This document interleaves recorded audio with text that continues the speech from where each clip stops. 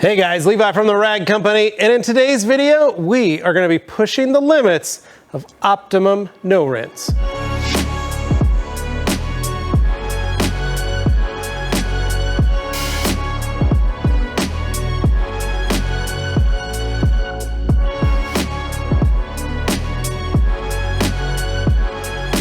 All right, so you guys have asked countless times, when is the best time to use a rinseless wash, and when is the wrong time to use a rinseless wash?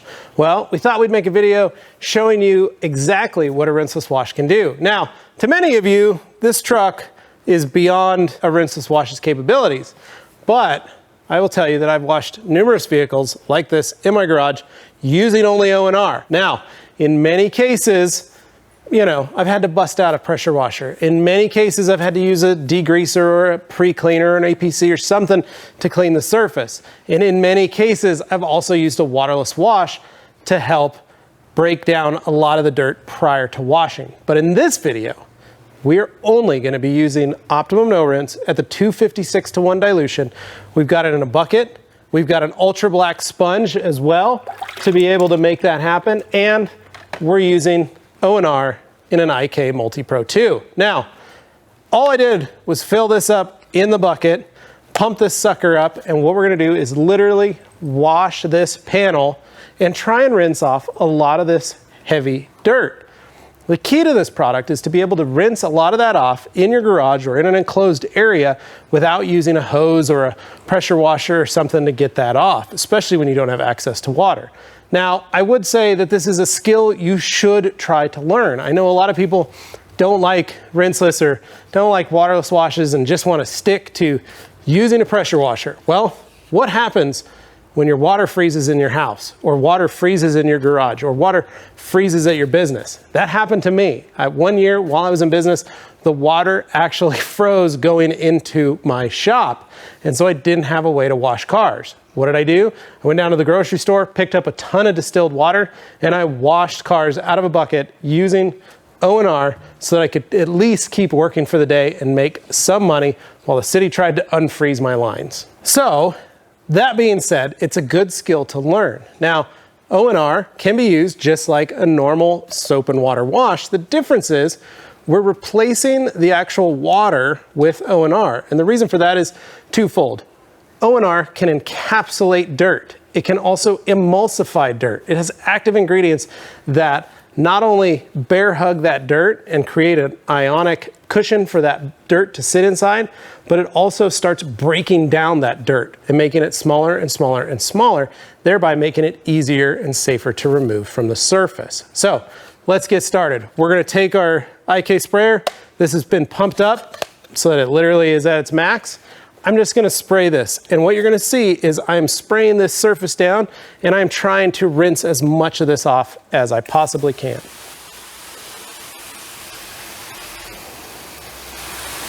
Now, as you can see, it's starting to loosen a lot of that dirt, but what it's also doing is building a little barrier on top of this stuff, and it's gonna start working at trying to loosen that up as well as encapsulate what it can.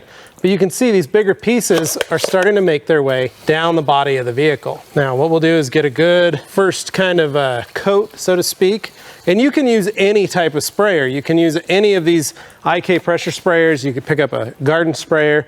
You could get any of those Works hydro shots, any of those things, and build it out so that it works out of a bucket, including an airless, paint sprayer will work as well. Now, once I've gotten that basic coat of O&R on, you can see that it looks pretty good right here, but there's still a lot of dirt and grime caught up in here. So then I'm gonna get in and kind of wash.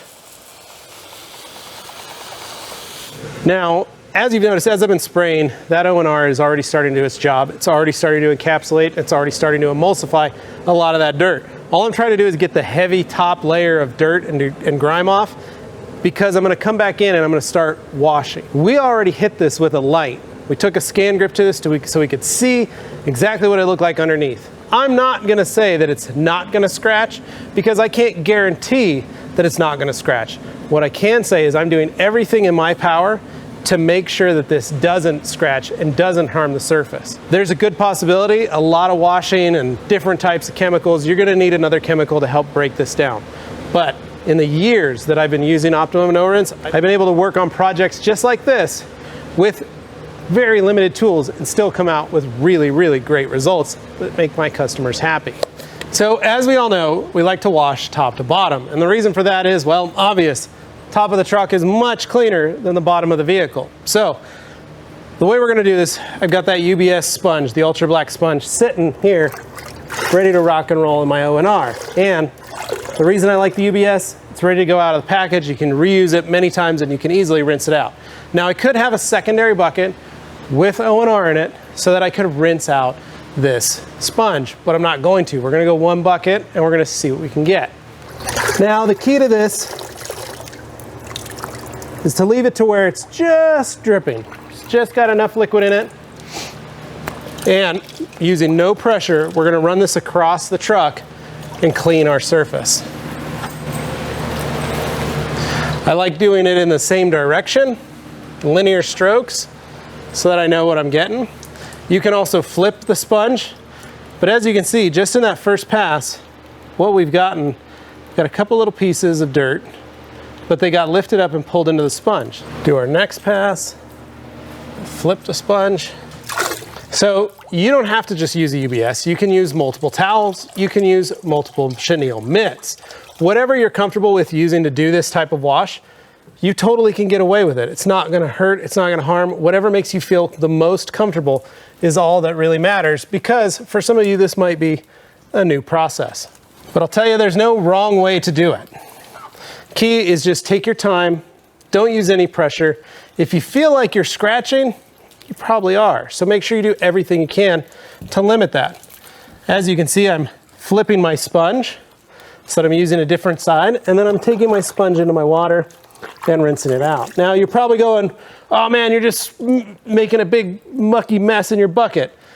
O&R, it's one of the things that sets it apart the most. It's very unique. They call it Zwitter Ionic. It allows it to pull all of the organic material directly to the bottom of the bucket. Gravity works in mysterious ways, and for some reason, this is how this works too. But that adds to the benefit of the product. You're never dipping in a gunky mess. It's always being pulled straight to the bottom, and your product is staying clear and clean. All right, guys, just for fun, I'm gonna dry this half of the panel. Now I still have the other half to do, and it is soaked in O&R, but I'm gonna let that O&R do its job. Now I've only used the same bucket, one bucket, to wash this. And I wanted to show you guys just what the results are, because I know we're all itching. We all want to see what it looks like, right? So I'm going to take my liquidator here, and I'm not using a drying aid. I'm literally just drying off the O&R, and I'm trying to be careful so I don't get it on the dirty side of the truck here. Now again, this truck, it's a big truck. It's not a truck that can be kept clean all the time. So this thing is pretty filthy. And honestly, Dane doesn't ever wash it that much. So I think this looks really good for what it is. And the other thing is the surface is clean.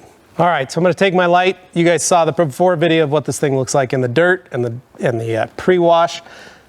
This looks really good. As I go down here with my light, for a vehicle that hasn't been detailed professionally in over a year, it's just had a couple of maintenance washes here and there, and a truck that was literally recently used to move a house around, this looks really good, especially for being a professional detailer of over 25 years. This is what I would be happy with. These are the results that I am excited to see, because there's no marring, which means there's no heavy concentrated lines to show the amount of dirt on this vehicle to what this panel looks like is amazing. And the results speak for themselves. This is what I'm talking about. It's a skill. Now, you're probably wondering, gosh, you didn't do the wheels, you didn't do the tires, you didn't do the inner fender well. Well, we've got a video on how to do the wheels and tires. You need to go watch it. Anthony does them. And as for this stuff, if it's wintertime, realistically, you can just use your pressure sprayer, clean this stuff out, grab a body brush, scrub it, and call it good. Or do like me, and leave it for the wintertime until the sun comes out one day and it's warm enough that I can grab a pressure washer and I just hit that stuff. But the point is, this can all be done. The question is, how many buckets do you want to use? How many buckets do you want to experiment with? And by all means, that's what this is all about. You can wash your car in your garage with a bucket of water and a pressure sprayer. So you don't have to wait anymore till the sun comes out and the sky's open and it makes a beautiful day. You can do this in the garage, in the cold, without anything. This is a skill that you need to learn as a detailer or as a home hobbyist to make your life just a little bit easier. So, as always, guys, make sure you like, share, comment, subscribe, and stay tuned for more right here at the Rag Company YouTube channel.